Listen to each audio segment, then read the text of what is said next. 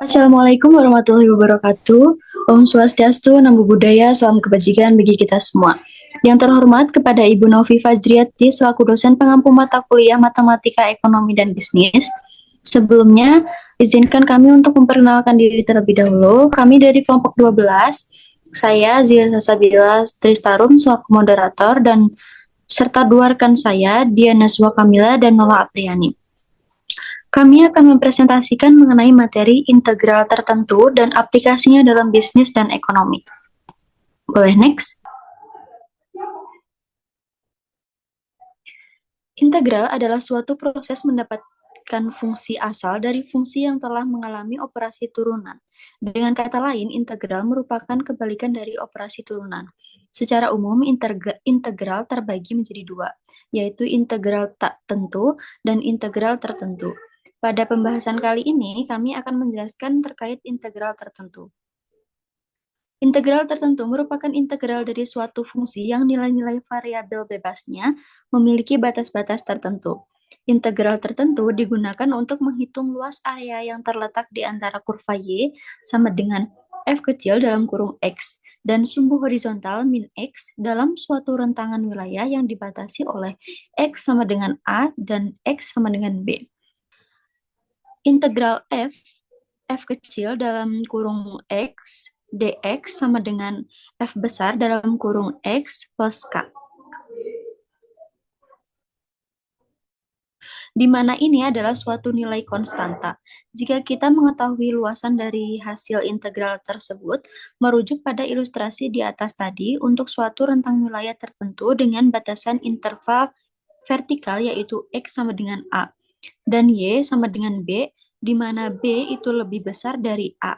Maka X dapat disubstitusikan ke hasil integral menjadi sebagai berikut, yaitu FB plus K yang dikurangi dengan FA plus K, sehingga kita peroleh FB min FA, di mana K di sini akan hilang karena proses pengurangan dengan K, sehingga akan membentuk suatu integral tertentu, yaitu integral dengan batas bawah A dan batas atas B dari fungsi yang akan kita integralkan berupa fx terhadap X dengan hasil integralnya yaitu f X dengan batasan A sampai B sama dengan FB min FA.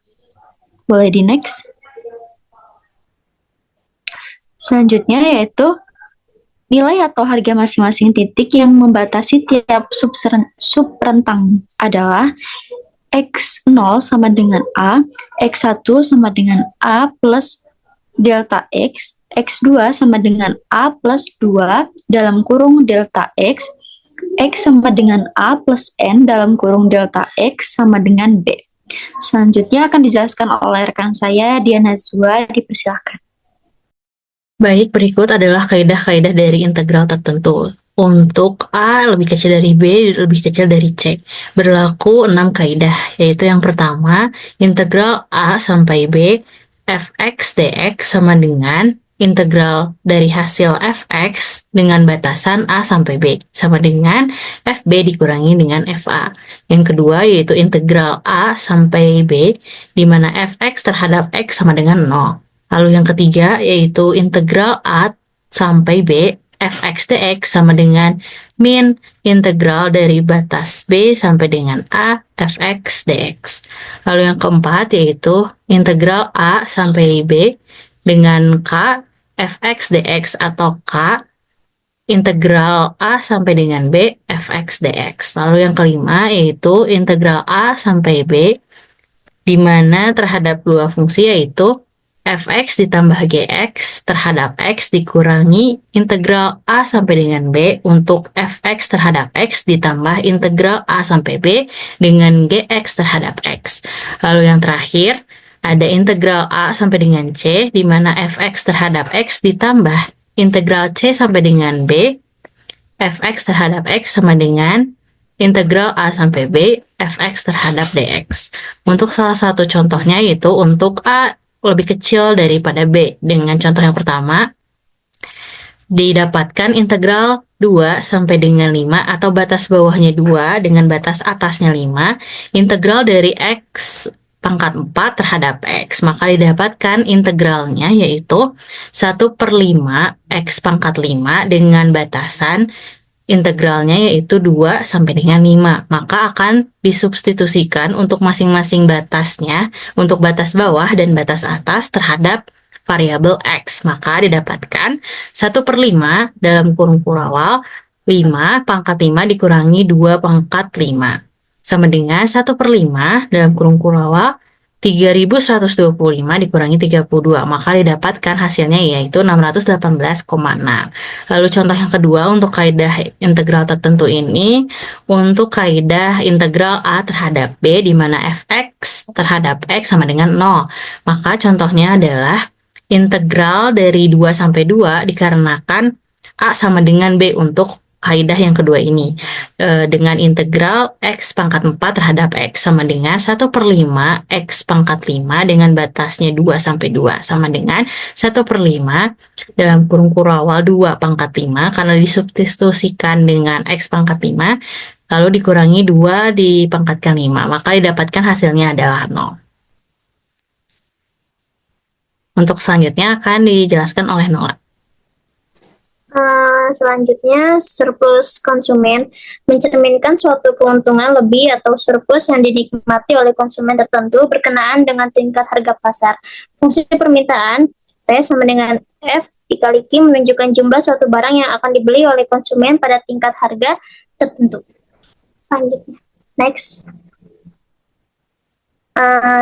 Lalu surplus konsumen atau CS, singkatan dari consumer surplus, tak lain adalah segitiga PE DE dengan rentang wilayah yang dibatasi oleh Q sama dengan 0 sebagai batas bawah dan Q sama dengan QE sebagai batas atas. Lalu besarnya surplus konsumen adalah CS sama dengan integral batas bawah 0 dan batas atas QE F Q terhadap DQ dikurangi QE dikali PE. Dalam hal fungsi permintaan berbentuk P sama dengan F dikali Q atau CS sama dengan integral batas bawah PE dan batas atas P, F dikali P dikali DP. Dalam hal fungsi permintaan berbentuk Q sama dengan F dikali P adalah nilai P untuk Q sama dengan 0 atau penggal kurva permintaan pada sebuah harga. Dengan demikian, CS sama dengan integral batas bawah 0 dan batas atas QE, FQ terhadap DQ dikurangi QE dikali PE sama dengan integral batas bawah PE dan batas atas P, F dikali P dikali DP. Selanjutnya. Baik, ini adalah contoh kasus untuk surplus konsumen dengan soalnya itu adalah hitungan surplus konsumen dengan dua macam cara. Untuk fungsi permintaan, Q sama dengan 40 dikurangi 2P dengan tingkat harga pasar 10. Untuk mencarinya ini, yang pertama adalah dengan consumer surplusnya menggunakan integral batas bawah PE terhadap P topi, di mana FP terhadap P. Didapatkan batas bawahnya itu 10 dengan batas atasnya 20. Untuk batas bawah 10 ini didapatkan dari tingkat harga pasar. Sementara 20 ini didapatkan ketika Q-nya itu sama dengan 0, maka didapatkan bahwa kuantitinya itu atau batas atasnya itu adalah 20. Lalu untuk aplikasi dari integralnya ini adalah mencari dari integralnya itu hasilnya 40P dikurangi P kuadrat dengan batasnya itu 10 dan 20. Maka disubstitusikan untuk masing-masing nilainya sama dengan 40 dikali 20 dikurangi 20 kuadrat dikurangi dalam kurung 40 dikali 10 dikurangi 10 kuadrat, maka didapatkan untuk hasilnya substitusi dari batas atasnya 20 adalah 400 dengan substitusi untuk tingkat yang bawahnya itu adalah 10 yaitu 300, maka didapatkan hasilnya adalah 100. Lalu untuk cara yang kedua ini perbedaannya adalah adanya QE dan PE. Dengan integralnya itu ya batas bawahnya 0 sampai dengan QE, FQ terhadap Q dikurangi QE kali PE. sama dengan integral 0 sampai 20, di mana fungsinya ketika diubah untuk mencari P adalah 20 dikurangi 0,5 Q terhadap Q. Dikurangi QE-nya adalah 20 dan PE-nya adalah 10. Maka ketika diintegralkan hasilnya akan menjadi 20 Q dikurangi 0,25 Q kuadrat dengan batas bawah 0 sampai dengan 20 dikurangi 200 dari hasil perkalian QE dan PE. Maka didapatkan 20 dikali 20 dikurangi 0,25, 20 kuadrat dikurangi dalam kurung awal 20 dikali 0 dikurangi 0,25, 0 kuadrat dikurangi kembali dengan 200. Maka didapatkan hasilnya untuk masing-masing dari substitusi nilainya adalah 400 dikurangi 100 dikurangi 200. Maka hasil akhirnya adalah 100. Selanjutnya akan dijelaskan oleh Zeli. Baik, selanjutnya yaitu surplus produsen. Surplus produsen mencerminkan suatu keuntungan lebih atau surplus yang dinikmati oleh produsen tertentu, berkenaan dengan tingkat harga pasar dari barang yang ditawarkan. Fungsi penawarannya adalah P sama dengan F kecil dalam kurung Q, menunjukkan jumlah barang yang akan dijual oleh produsen pada tingkat harga tertentu. Jika tingkat pasar adalah P, maka bagi produsen tertentu yang sebetulnya bersedia menjual dengan harga yang lebih rendah dari P menjadi keuntungan bagi produsen, karena dapat menjual barangnya dengan harga P.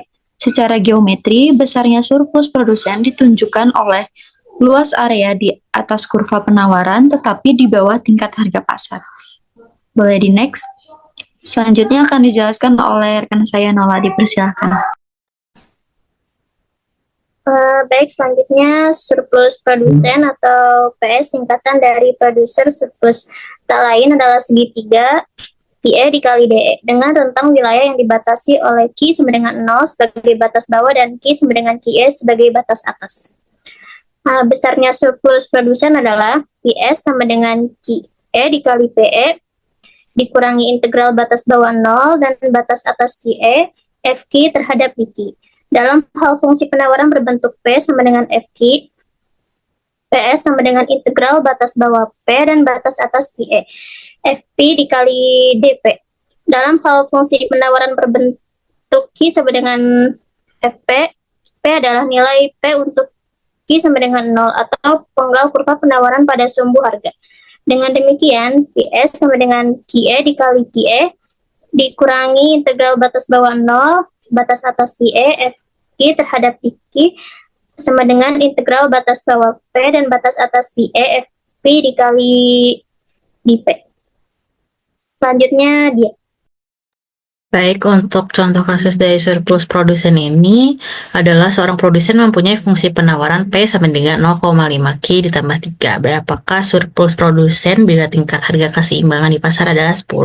Untuk cara yang pertama itu adalah PS sama dengan QE/PE dikurangi integral dengan batas bawah 0 sampai dengan QE FQ terhadap DQ sama dengan 14 dikali 10 dikurangi integral 0 sampai 14 dengan fungsinya yaitu 0,5 Q ditambah 3 terhadap Q. 14 ini merupakan hasil dari pencarian untuk kuantitas equilibriumnya atau kuantitas keseimbangan pasarnya. Maka didapatkan hasilnya itu 140 dikurangi 0,25 Q kuadrat ditambah 3 Q dengan batasan 0 sampai 14. Maka 140 dikurangi dengan 0,25, 14 kuadrat ditambah 3 dikali 4 lalu dikurangi dengan 0,25 dalam kurung 0 kuadrat dikurangi 3 dikali 0. Maka didapatkan hasilnya dari masing-masing substitusi batas tersebut adalah 140 dikurangi 91 dikurangi 0, maka didapatkan hasil akhirnya 49. Untuk cara yang kedua yaitu ketika menggunakan integral dari P topi dengan batas atasnya itu PE, di mana FP terhadap DP. Maka didapatkan integral dengan batas bawah 3 sampai 10 dengan fungsi penawarannya, yaitu min 6 ditambah 2P terhadap DP. Maka didapatkan min 6P ditambah P kuadrat dengan batasan yaitu 3 sampai dengan 10. Maka untuk disubstitusikan terhadap masing-masing nilainya pada fungsi penawaran yaitu min 6 dikali 10 ditambah 10 kuadrat dikurangi min 6 kali 3 ditambah 3 kuadrat. Maka didapatkan hasilnya yaitu 40 ditambah 9. Maka hasil akhirnya adalah 49. Selanjutnya, saya kembalikan kepada moderator. Baik, terima kasih. Mungkin cukup sekian yang dapat kelompok 12 sampaikan. Mohon maaf apabila ada salah kata maupun perbuatan. Wabillahi taufiq wal hidayah. Wassalamualaikum warahmatullahi wabarakatuh.